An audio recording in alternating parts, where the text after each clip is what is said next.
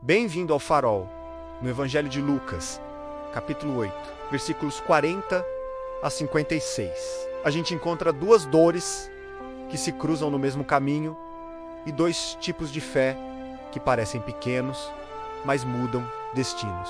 De um lado, Jairo, líder da sinagoga, um homem respeitado, acostumado a orientar pessoas. Do outro, uma mulher anônima, marcada por 12 anos de hemorragia, alguém que provavelmente aprendeu a se esconder para não ser julgada. E no centro de tudo, Jesus atravessando a multidão, não como um personagem apressado, mas como presença que enxerga pessoas onde o mundo só vê demanda. Teologicamente, a passagem mostra o coração de Deus em ação. Jesus acolhe Jairo, e também para por uma mulher excluída pela impureza ritual, interrompendo a lógica social da rejeição. Ele não dá apenas cura física, mas restaura identidade e pertencimento, ao chamar de filha, devolvendo paz, nome e lugar. A cena ensina que não é a proximidade com o sagrado que transforma, e sim a confiança. A fé aparece como entrega real, não como discurso ou performance. Filosoficamente, o texto enfrenta o drama da espera. A urgência de Jairo contrasta com o ritmo de Jesus, convidando a abrir mão do controle e escolher uma postura interior de confiança, mesmo quando a notícia parece final. Não tenha medo.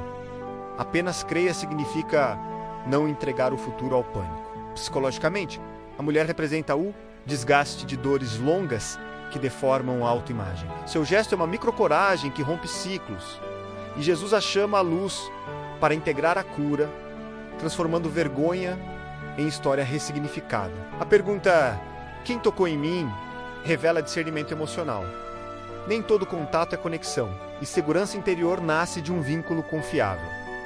Sociologicamente, há choque entre hierarquias e estigmas. Um líder e uma excluída se igualam aos pés de Jesus, e a graça nivela sem humilhar. O luto e a zombaria da multidão expõem o cinismo coletivo diante do impossível, e Jesus ensina a proteger o ambiente da fé, reduzindo ruídos e cercando a esperança do que a fortalece. E aqui entra a aplicabilidade prática, para o dia a dia, para a vida real, para a segunda-feira. Para o corpo cansado, para a mente cheia, esse texto ensina que a fé não é negar a realidade, é se recusar a fazer da realidade a última palavra. A mulher tinha um histórico, tinha exames, tinha tentativas frustradas. Jairo tinha um diagnóstico emocional urgente, uma filha morrendo. Em ambos os casos, Jesus não disse, finjam que está tudo bem.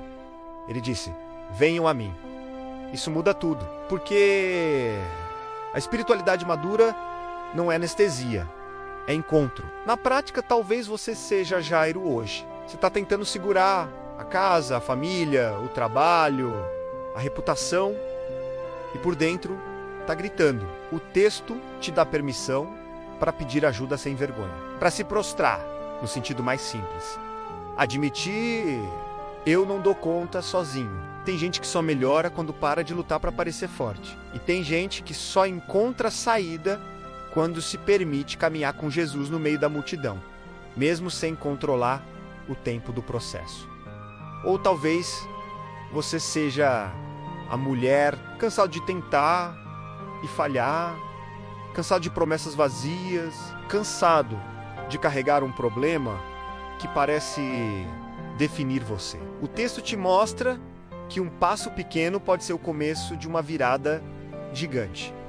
Tocou e parou. Não porque ela merecia mais, mas porque ela confiou de verdade. E essa confiança pode ser, hoje, a decisão de voltar a orar com sinceridade, a procurar tratamento, a pedir perdão, a recomeçar uma conversa, a colocar limites, a sair de um lugar de morte emocional, a parar de se punir por estar doente, a parar de se definir pelo que te feriu. E tem um detalhe que quase passa batido, mas é uma aula de cuidado. Depois que a menina se levanta, Jesus manda que deem comida a ela. Isso é divino e é profundamente humano.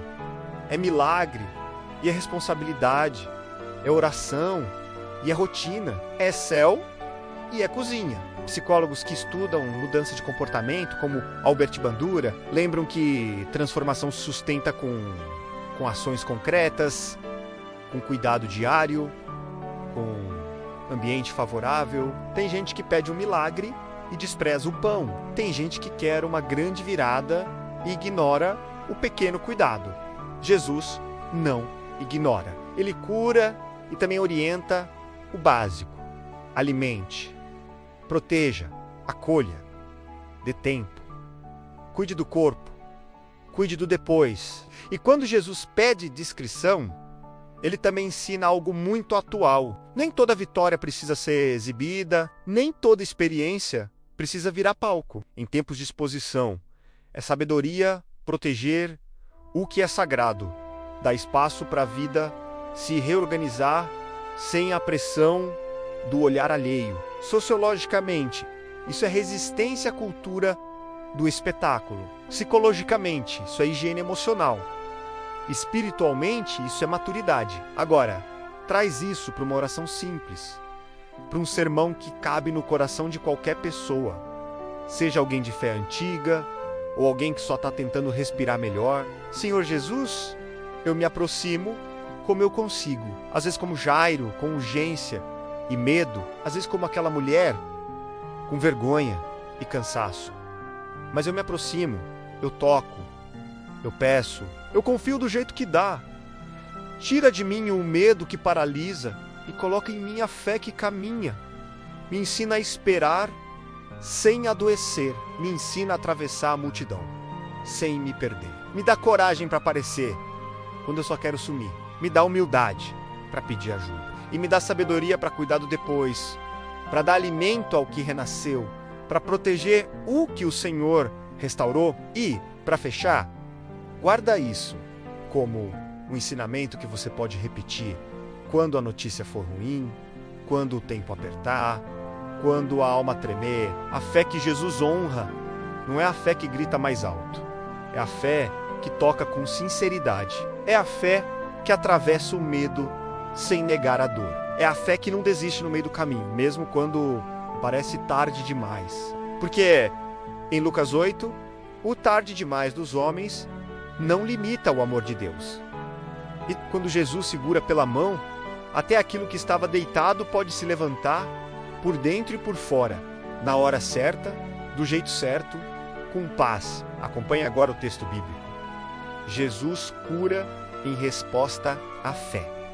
Do outro lado do mar, as multidões receberam Jesus com alegria, pois o estavam esperando. Então um homem chamado Jairo, um dos líderes da sinagoga local, veio e se prostrou aos pés de Jesus, suplicando que ele fosse à sua casa. Sua única filha, de cerca de 12 anos, estava à beira da morte. Jesus o acompanhou, cercado pela multidão. Uma mulher no meio do povo sofria havia 12 anos de uma hemorragia, sem encontrar cura. Ela se aproximou por trás de Jesus e tocou na borda de seu manto. No mesmo instante, a hemorragia parou. Quem tocou em mim? Perguntou Jesus. Todos negaram. E Pedro disse: Mestre, a multidão toda se aperta em volta do Senhor. Jesus, no entanto, disse: Alguém certamente tocou em mim, pois senti que de mim saiu poder. Quando a mulher percebeu que não poderia permanecer despercebida, começou a tremer e caiu de joelhos diante dele. Todos a ouviram explicar por que havia tocado nele e como havia sido curada de imediato. Então ele disse: Filha, sua fé a curou. Vá em paz.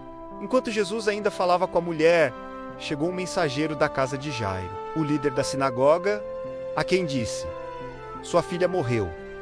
Não incomode mais o mestre. Ao ouvir isso, Jesus disse a Jairo: Não tenha medo, apenas creia, e ela será curada. Quando chegaram à casa de Jairo, Jesus não deixou que ninguém o acompanhasse, exceto Pedro, João, Tiago e o pai e a mãe da menina. A casa estava cheia de gente chorando e se lamentando, mas ele disse: Parem de chorar, ela não está morta.